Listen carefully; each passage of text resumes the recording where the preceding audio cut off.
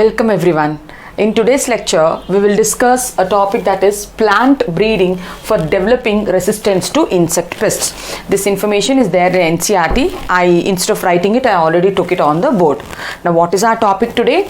Plant breeding for developing resistance to insect and pests. Now, one cause for losing the crop yield is they are getting infected to bacteria, fungi, viruses. That we discussed in the previous lecture. How to control bacterial diseases, viral diseases and fungal diseases, that we discussed. Now in today's lecture, we will discuss what are the plant breeding programs which we have developed to gain resistance against insects and pests. Right, children? Now another cause for the major destruction of crops. One cause is plants getting infected to bacterial diseases, fungal diseases and viral diseases. The another cause for major destruction of crops is insect and pest manifestation. So the crop got infected with insect or the crop got infected with pest. Now how to control it?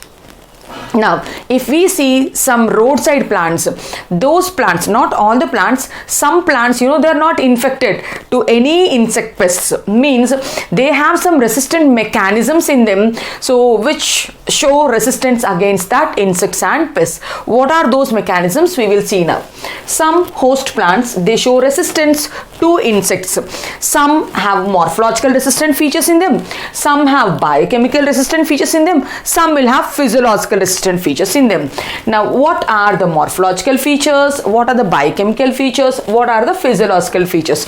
In NCERT, they have given it under one common paragraph. But then they can ask us like hairy leaves is under which characteristic? Smooth leaves comes under morphological characteristica, biochemical characteristica, physiological characteristica. Now whatever when we see with appearance, it comes under morphological characteristic. Whatever is there through biochemicals like carbohydrate, protein, sugars, amino acid and all comes under biochemical characteristics. Related to physiology like plant growth, development, respiration, that comes under physiological characteristics. Right, children? Now, what are the morphological resistant characters that some plants will have so that the insect will not prefer to eat it? So that the insect will not prefer to eat it. So I have written down here 3 examples NCERT has given. The first example is hairy leaves. Did you check in the garden any plant leaf which is having hair on it? Cucurbitaceae family will have hair on the leaves, right? But here in NCERT, they have taken cotton plant. Cotton plant, since it is having hair on the leaf, Jesuits don't prefer to eat cotton leaves. That's what they have given. Hairy leaf is a morphological characteristic only.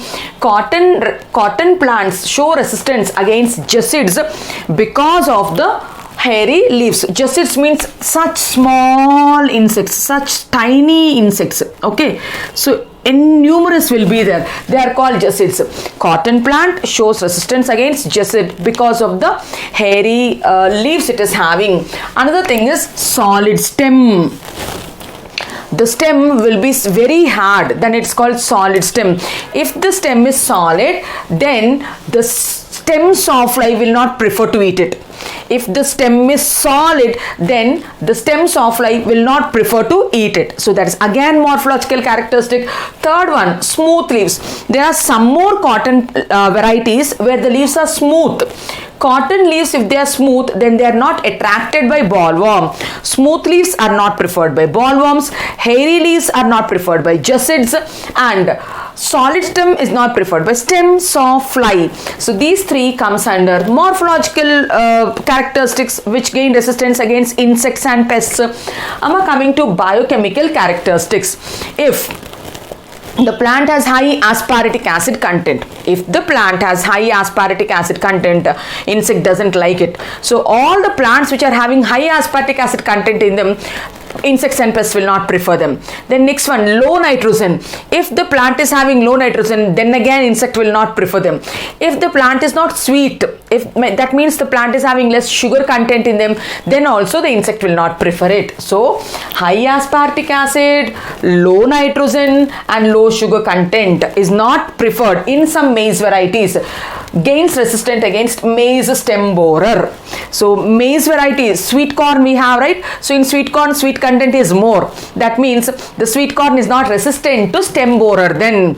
So the wild corn we see, in the wild corn it will not be sweet. So that means the wild corn shows resistance against maize stem borer. So high aspartic acid, low nitrogen, low sugar content comes under biochemical resistant characters. In maize, gain resistance against maize stem borer. Right, children?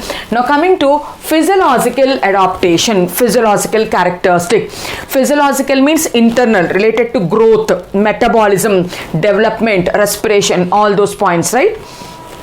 High osmotic concentration in the cell sap of cactus plants. Desert plants are called cactus plants. In the cactus plants, mucilaginous gummy substance will be there, right? So since more solutes are there, more gummy substances are there, so they will have high osmotic concentration of cell sap. So have you seen any aloe vera plant or any such type of plant getting infected with insects? No, right? So means that high osmotic concentration of cell sap is not preferred by insects. It come under physiological characteristic. The second one, so certain plants show very low respiratory rate. Certain plants show very low respiratory rate. Low respiratory rates in some plants will provide resistance against pests. Pests will not prefer the plants which are having very low respiratory rates. Amma, if the respiratory rate is very low means then its energy content is less. If its energy content is less, it cannot accumulate much food. Insect will try to eat that food only if the plant itself is not having food. So what insect can take from it, right? So these two come under physiological characters. These 3 points come under biochemical characters. These 3, hairy leaves, solid stem, smooth leaves, comes under morphological characters. Now, if you are using plant breeding to develop a variety which shows resistance against insect and pest, you know the 5 common steps of conventional breeding or plant breeding. The first one is germplasm collection. Second one is selection of the parents. Third one is cross hybridization. And the fourth one is selecting of recombinants. Last one is testing and release of the new varieties, right? Same steps we do, but here the parents should have resistance against the insects and pests. Such type of parents you will pick here which will have resistance against insects and pests. Now by doing plant breeding, we have developed some varieties which show resistant against these insects and pests. This you have to remember. In NCERT, in table 9.2, they have given us this. So let us remember, in insect resistant, right? In insect and pest resistant, 3 they have given, but for bacterial, viral and fungal, they have given 5 varieties. So we took the North Indian food to remember. Like that, here also I'll tell you a clue how to remember. First of all, let us see. One is Brassica variety. Second one is flat bean. Third one is okra or bendi. Brassica's scientific name here is rapeseed mustard. Brassica's scientific name is rapeseed mustard. And from this rapeseed mustard, we have developed a variety, right? Through plant breeding, we have developed a variety. That variety is named as Pusa Gaurav. It is named as Pusa Gaurav. This Pusa Gaurav variety of Brassica shows resistance against aphids. It shows resistance against an insect pest which is called as aphid. Right, children? Brassica, its scientific name is rapeseed mustard. The new variety what we obtained through plant breeding, we named it as Pusa Gaurav. I told Pusa is a common name we go. Pusa Gaurav. This Pusa Gaurav shows resistance against aphids. Right. Now next one. What code we will make here? We will make a code called RAG. Right, in singing we use ragam, we use, right? So rag, if we use, R for rapeseed mustard, A for aphid, G for Gaurav. So using rag code, you should remember this in your mind, like R stands for rapeseed mustard, A stands for resistance against aphids. The variety name Pusa, anyway you will remember, Pusa Gaurav. Now coming to the next one, flat bean, children. For flat bean, they have produced 2 varieties. One variety is called Pusa Sem 2, the other variety is called Pusa Sem 3. This Pusa Sem 2 and Pusa Sem 3 gain resistance against three insect pests. One is Jessid, other one is Aphid, and third one is fruit borer. Okay. Now, flat bean is the name of the plant. The variety what they have produced through plant breeding is called as Pusa sem2 and Pusa sem3. This gains resistance against three insect pests.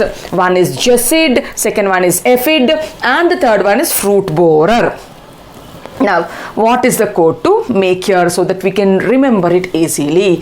So, how many of you know about Mr. Bean comic series, right? So, Mr. Bean, we will make it as flat bean. So, Mr. Bean passed sem2 and sem3. Our code here is Mr. Bean passed sem2 and sem3 joyfully, enjoyfully, fruitfully. Enjoy. A is coming while we are pronouncing, like that you remember. So what is the code which I made here? Mr. Bean passed sem2, semester 2, semester 3 joyfully, enjoyfully and fruitfully. Shall I write here?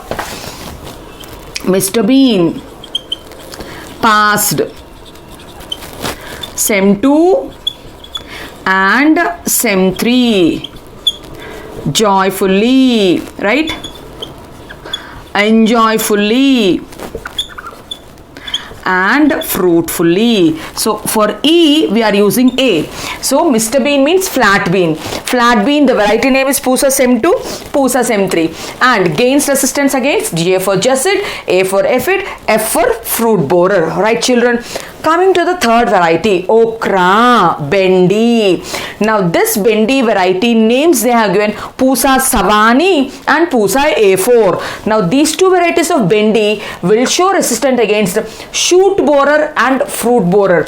Now if you have seen any bendi, lady's finger, if you have seen while you are cutting the lady's finger, you might have seen insect inside it, right? And if you have seen the lady's finger stem also, on the stem, on the shoot also, insect will nicely drill it. Means bendi can be infected by shoot borer also, bendi can be infected by fruit borer also. So the bendi variety which we have developed through plant breeding is called Pusa savani, Pusa A4, which shows resistance against shoot borer and fruit borer. Okay. Now the code here is okra means bendi only. So we prepare A4 sheet, right? Savani has taken A4 sheet.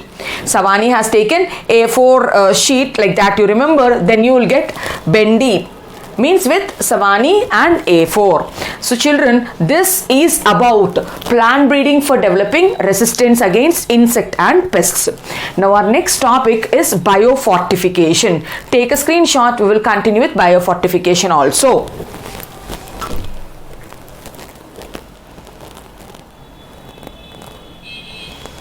Right, you understood this, I think. So the next topic is plant breeding for improved food quality. Under that, biofortification will come. I think you understood this topic. Plant breeding for developing insect resistant varieties and pest resistant varieties. Under that we have seen morphological, then biochemical and physiological resistant features. And then through plant breeding they have developed three varieties. One for brassica they developed, second one for flat bean they developed, third one for okra they developed.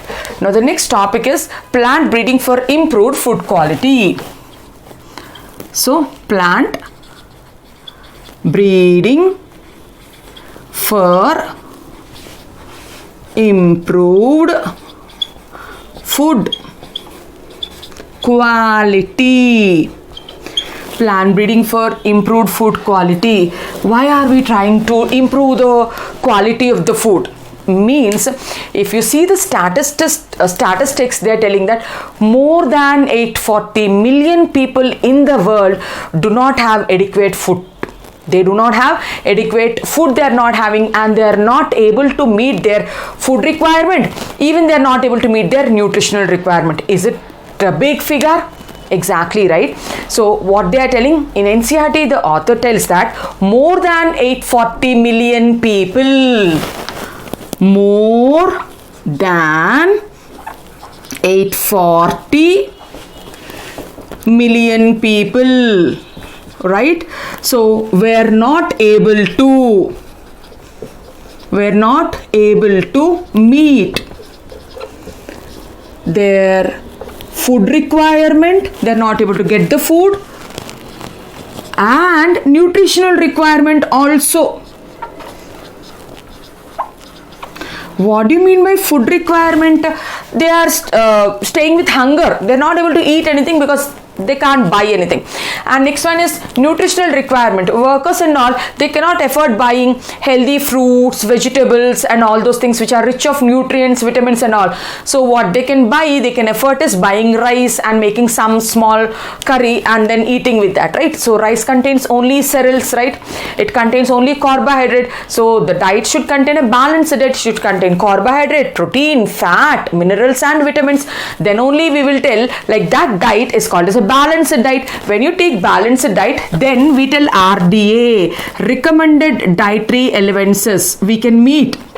When we take a balanced diet, then only the recommended dietary allowances we get. For this age, these many allowances means calories we have to take. So that we can manage. But then people who are under below poverty line, they cannot afford. So how many people in the world? 840 million people are there who are not taking proper food requirements. They can't meet their nutritional requirements. And if you see, another great figure is coming, that is 3 billion people suffer from micronutrient deficiency. This is macronutrient deficiency.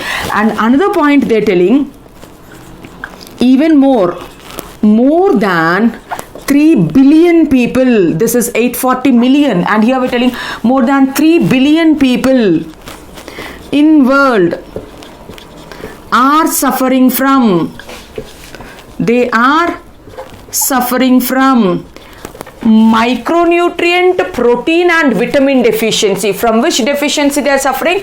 They are suffering from micronutrients. Amma, micronutrients means minerals and vitamins. Micronutrient deficiency, vitamins deficiency and protein deficiency. They are suffering with these deficiencies, right? How many people in the world? More than 3 billion people are suffering with micronutrients, means minerals, vitamins and protein deficiency. Now these deficiency disorders are called as hidden hunger deficiencies. Micronutrient deficiencies are called as hidden hunger deficiencies. They are called as hidden hunger deficiencies. Means a person will be having that deficiency but we cannot notice it because they are not predisposed like the way fat deficiency or the protein deficiency will be disposed. So that's why they are called as hidden deficiencies. Why are the people getting hidden deficiencies? Because the below poverty line, slum line and all, they cannot afford to buy fish, meat, vegetables, eggs, legumes which are rich in proteins, which are rich in vitamins and minerals, right? So they suffer from hidden hunger deficiencies since they cannot afford, right? They cannot afford to buy. What they cannot buy? They cannot buy fruits, it seems, vegetables, pulses, legumes which are rich in proteins, meat and eggs. So all these are rich sources of nutrients which is expensive, they cannot buy, so that's why they'll be having hidden hunger deficiencies. Now what happens if they're not taking protein rich food, if they're not taking vitamin rich food, mineral rich food? What happens? Deficiency in micronutrients, like, let me write down, deficiency in micronutrients, especially iron is important for our body, zinc is important for our body. Iron, zinc, vitamin A and iodine and vitamin A. Now if these four vitamins, if these four elements, if we are not taking, deficiency of these particular elements, what is that? Iron we can go, iodine we can go, zinc and vitamin A, what they will do? They will increase the risk for diseases. They are easily prone to diseases. Will increase the risk to diseases. Means they are easily prone to diseases. Not only that, their lifespan is also reduced. So reduced lifespan, their lifespan also will be reduced. So they are easily susceptible for diseases, and even their mental ability, IQ, also reduces. So reduced mental ability, this also gets reduced. Mental ability is also reduced. So hidden hunger deficiency, see how dangerous they are. They're reducing the lifespan, they're reducing the mental ability, they are reducing the disease resistance nature also. They are prone to diseases, right? So that is why understanding the significance, now scientists started working on plant breeding. They want to improve the quality of the food, so that you can do it by plant breeding. So the plant breeding here is meant to increase the levels of vitamins, minerals, proteins and good fats, right? So we can tell our conclusion is, so plant breeding helps to improve. What are we trying to improve?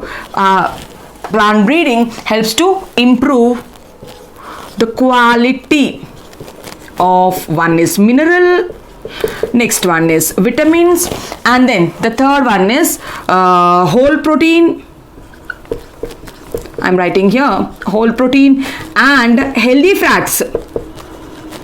Good fats should be there. So they're trying to improve the nutritional quality of the foods which are rich with minerals, which are rich with vitamins, healthy proteins and healthy fats, children. Understood? Now this process is called as biofortification. Enriching the nutritional quality of the foods is called biofortification. So my pen is already writing, means ink is already there. If I add still more ink, then it will write even more better, right? That type of thing is called biofortification. What is biofortification? Enriching the nutritional qualities in the food is called biofortification. So what they have tried? They tried to do biofortification of the foods. What is biofortification? Enriching the nutritional qualities of foods. Enriching the nutritional qualities of food is called biofortification. Let me tell you an example. Carrot is rich in vitamin A, right? But if you add even more genes, then it will become 3 times, 4 times, 5 times enriched in vitamin A. That means if a person is buying 1 carrot, it's equivalent to eating 5 carrots because the nutrients are 5 times enriched in it. Understood, Amma? So enriching the nutritional qualities in foods is called as biofortification. This is called as biofortification. Understood, Amma? What did we write here? We are talking about next topic, plant breeding for improved food quality. Here we are telling that all throughout the world, 840 million people were not able to meet their food demands, food requirements and the nutritional requirements. Their recommended diet relevances they are not able to meet. Even a greater figure, that is 3 billion people are suffering from vitamin deficiency, protein deficiency, micronutrient deficiency. Such deficiencies are called as hidden hunger deficiencies. Why are they facing the deficiencies? Because they are not able to buy healthy fruits, vegetables, legumes, meat and egg. So then what it leads to, if there is a deficiency of such type of elements, particularly iron, zinc, iodine and vitamin A, then their lifespan will be reduced, they are prone to diseases, their mental ability will reduce. Then we started doing plant breeding to enhance the nutritional qualities in foods. So enriching the nutritional qualities in foods is called as biofortification. Take a screenshot, we will continue.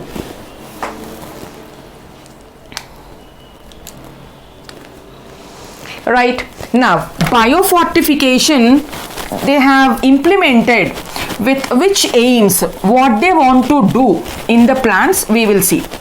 So they want to improve the protein content, they want to improve the vitamin content, they want to improve the fat content. What are the aims of biofortification? We will see now, right, children? So biofortification for improved nutritional quality is undertaken.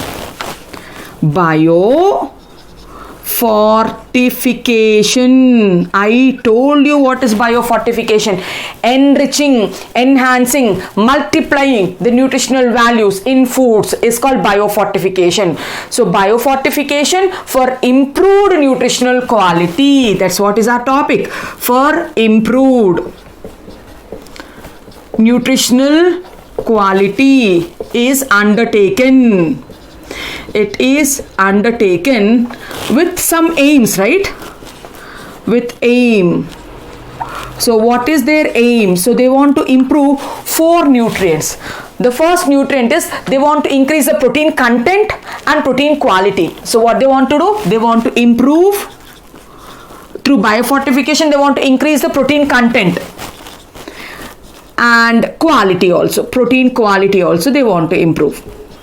Next thing, they want to improve the oil content and quality. Not healthy fat, right? So they want to improve oil content and quality. Similarly, they want to improve the vitamin content and quality. Vitamin content also they want to improve. Finally, they want to improve the micronutrients and mineral content, right? They also want to improve micronutrients and mineral quantity. So they started biofortification with an objective of improving protein content, oil content, vitamin content, mineral content. That's it. Now, how can they do this biofortification? It can be achieved by selection, what do we call it? Selective breeding or by genetic modification. Biofortification can be achieved by, it can be achieved by which techniques, Amma? Selective breeding and genetic modifications. Either by doing genetic modifications or by selective breeding, we can do biofortification, right? So now, why do we take rice with some curry? Preferably with dal. Again, wheat, chapati also we take with some curry. Why?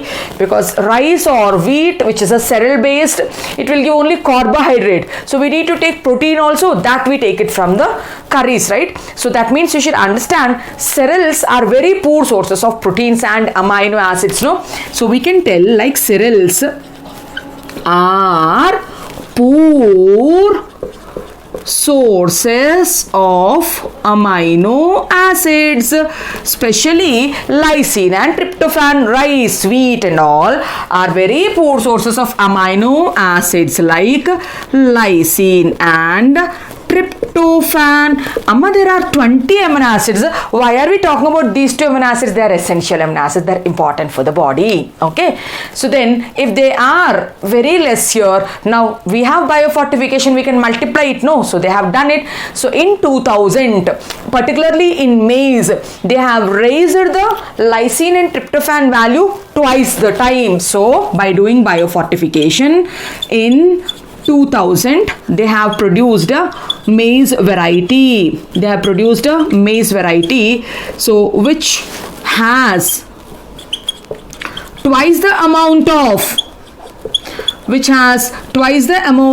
amino acids. Which amino acids they are? Lysine and tryptophan.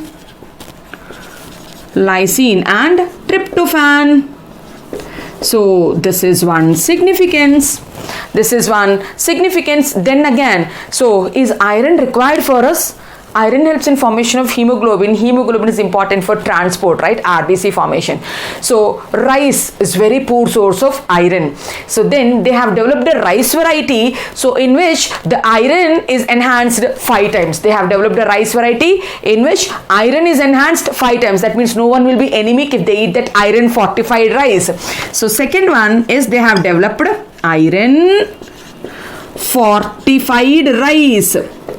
They have developed iron fortified rice, which is having 5 times more iron content than the normal rice. It is having 5 times more iron content than the normal rice. How good it is. Then they have seen that there is a wheat variety. There is a wheat variety which is called as Atlas. Right? So what's the name of the wheat variety? It is called as Atlas 66.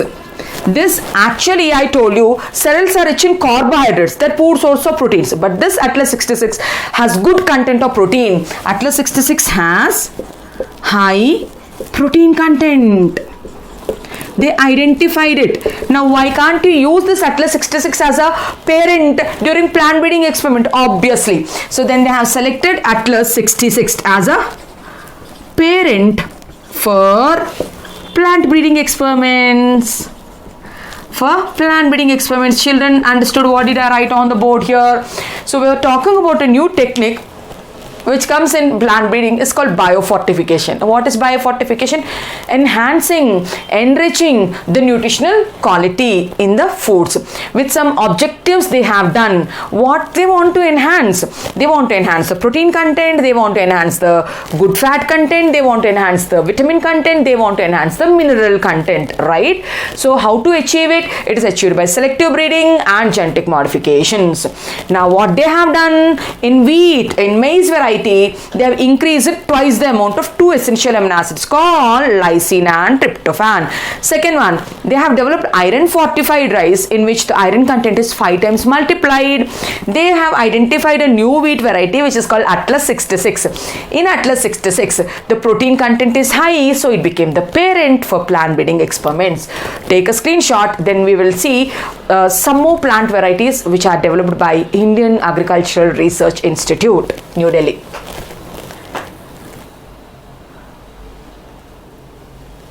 Right? So we will see there are some biofortified varieties what Indian Agricultural Research Institute has developed from Delhi. So that we will see and we will finish off this topic. Then in the next lecture, we can talk about SCP, single celled protein, which is very important topic, right?